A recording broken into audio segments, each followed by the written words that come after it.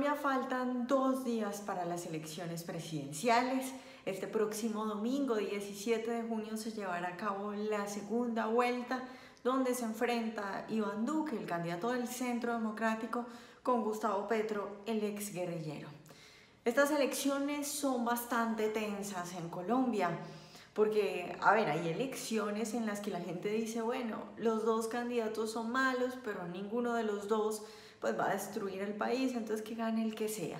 Hay otras elecciones en las que la gente dice, bueno, tengo mi candidato que creo que es el mejor o el menos peor, y hay otro, pero ese otro tampoco es que no lo podamos sobrevivir.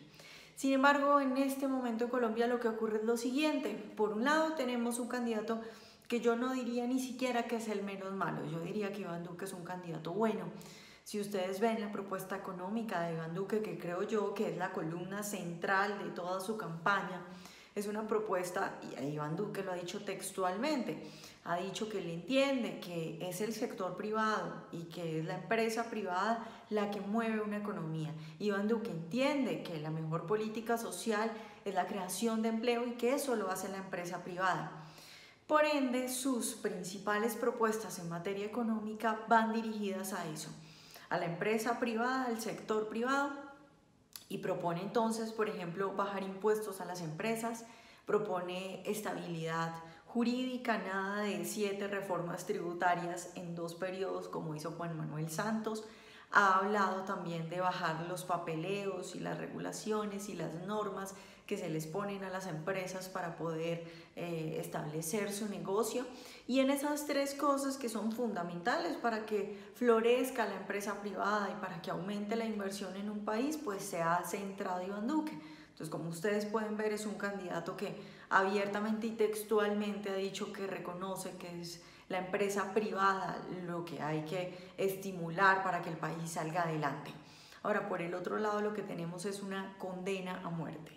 Eso es Gustavo Petro, no es un riesgo. Gustavo Petro es una condena a muerte que intentaba imponer el socialismo en las ciudades mediante la violencia, que creyó que las guerrillas que estaban en la zona rural, que estaban en el campo, no eran suficientes para su objetivo y que ahora necesitaban tomarse las ciudades.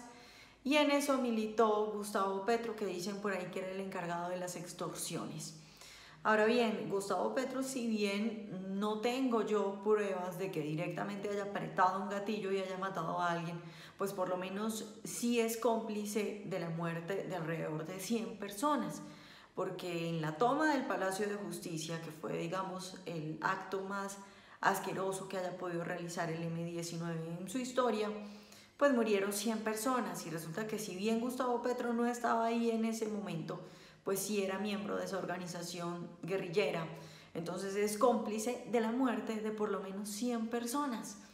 Ahora bien, hay quienes dicen, bueno, pero es que él ya se arrepintió. Mentira, Gustavo Petro nunca se ha arrepentido de eso, contrario a lo que por ejemplo ha hecho Navarro Wolf, que también fue parte de esa organización guerrillera. Y yo a Navarro Wolf sí lo vi alguna vez salir en televisión y decir que había sido un error la toma del Palacio de Justicia, que hubo muertes y que se equivocaron con eso. A Gustavo Petro no solo es que no lo haya escuchado decir eso, sino que en una entrevista que le hicieron hace algunos años se refirió a la toma del Palacio de Justicia como una genialidad. Para Gustavo Petro, la muerte, el asesinato de 100 personas por parte de la organización guerrillera a la cual perteneció es una genialidad. De otro lado, Gustavo Petro es culpable directo de lo que ocurre en este momento en Venezuela. Y ojo que yo no estoy diciendo que según mis cálculos y según mis sospechas, Colombia se va a volver como Venezuela si Gustavo Petro llega a la presidencia.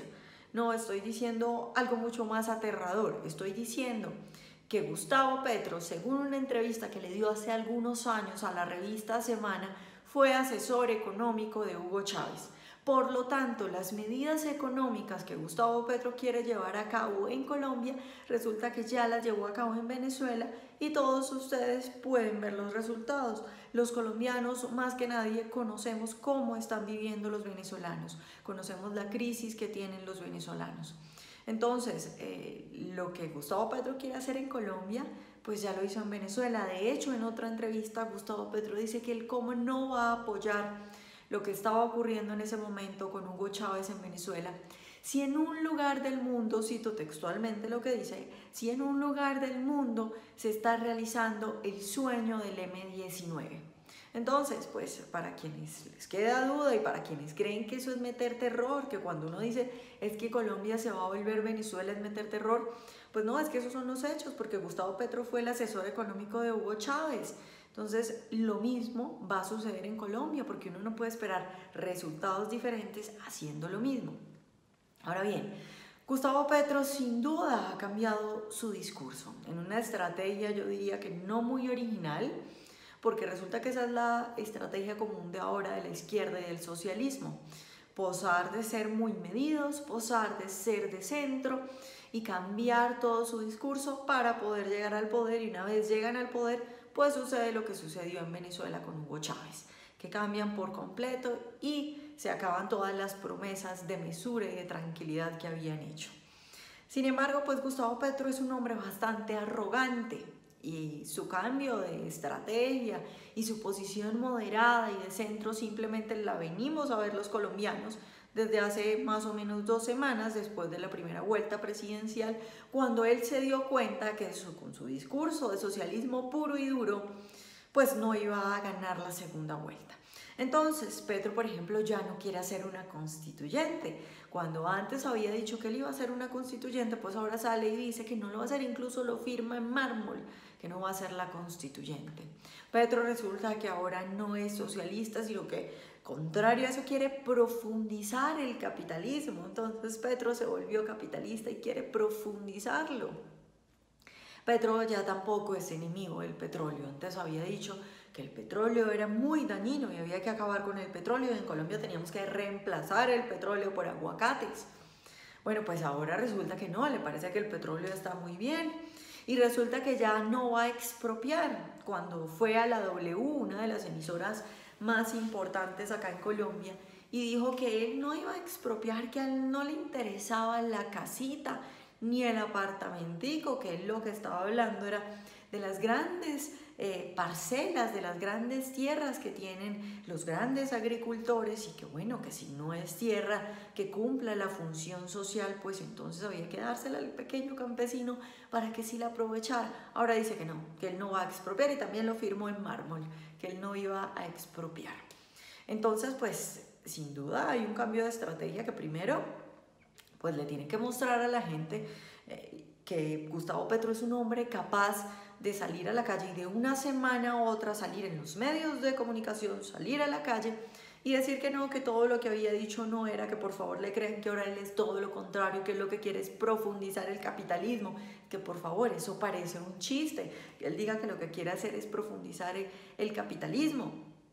Entonces, afortunadamente la arrogancia de Gustavo Petro hizo que cambiara de estrategia hace apenas 2 semanas. Entonces es muy difícil que la gente le crea ahora que es un hombre moderado y un hombre de centro, cuando hace nada estaba diciendo en los principales medios de comunicación que iba a expropiar, y con nombre y apellido, porque recuerden ustedes que dijo que él, por ejemplo, ya le había echado el ojo a las tierras de los Ardila Lule y a las propiedades de los Ardila Lule, unos empresarios muy famosos acá en Colombia.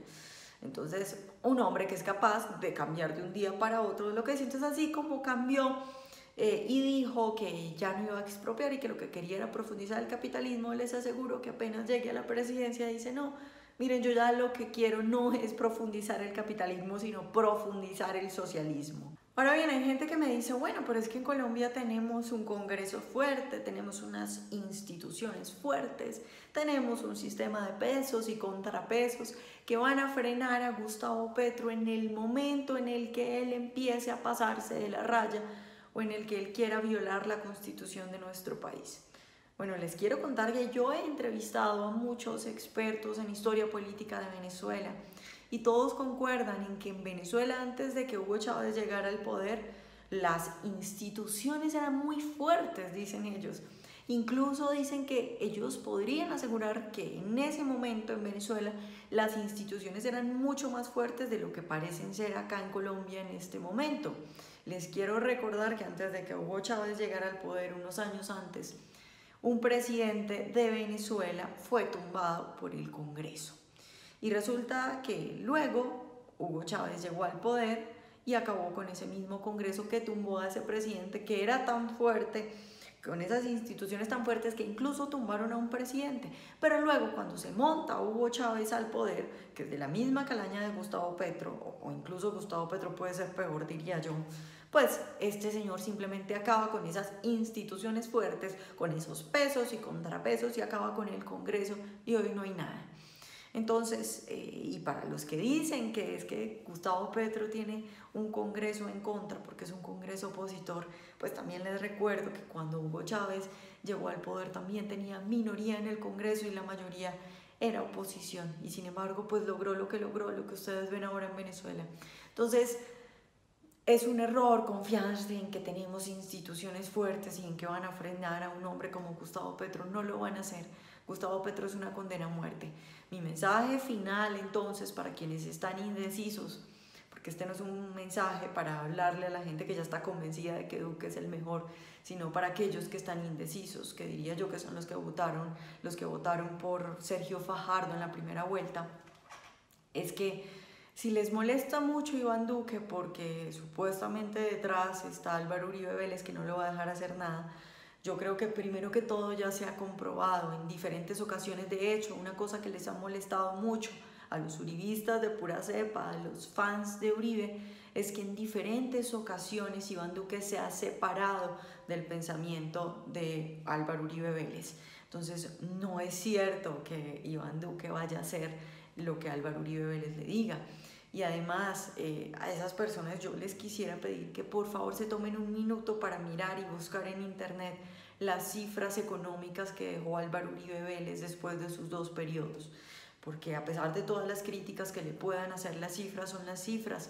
Y lo cierto es que Álvaro Uribe Vélez dejó una economía recuperada, una economía en la que iba para arriba, muy bien, logró unas cifras espectaculares, una economía creciendo en promedio más del 5%. Entonces no fue tan malo como lo pintan. Pero aún así no me quiero, como dije anteriormente, concentrar en esto de Iván Duque.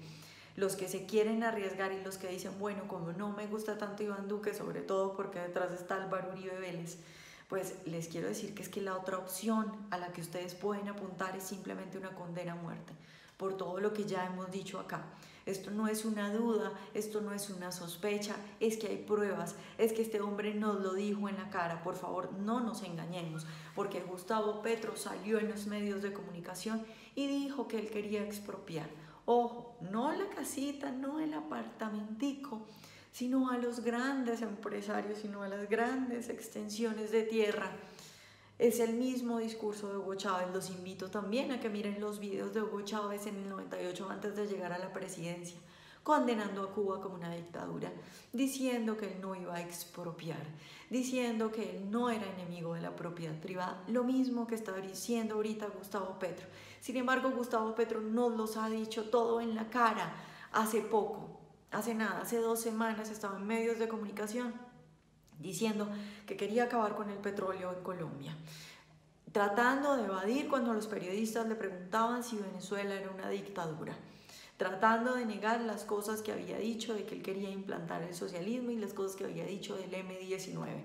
Entonces, caer en semejante error, caer en firmar una condena a muerte simplemente porque no les gusta a Iván Duque, porque de pronto detrás tiene a alguien que lo puede manejar, pues es un error enorme. Y ahora es un error sobre todo para los más pobres y para la clase media. Yo entiendo que la clase alta vote por Gustavo Petro, porque bueno, si uno es rico, pues entonces, si el país se va por el despeñadero, pues entonces uno tiene mucha plata y se va del país y arma su vida con todos los contactos y toda la plata que tiene en otro lugar.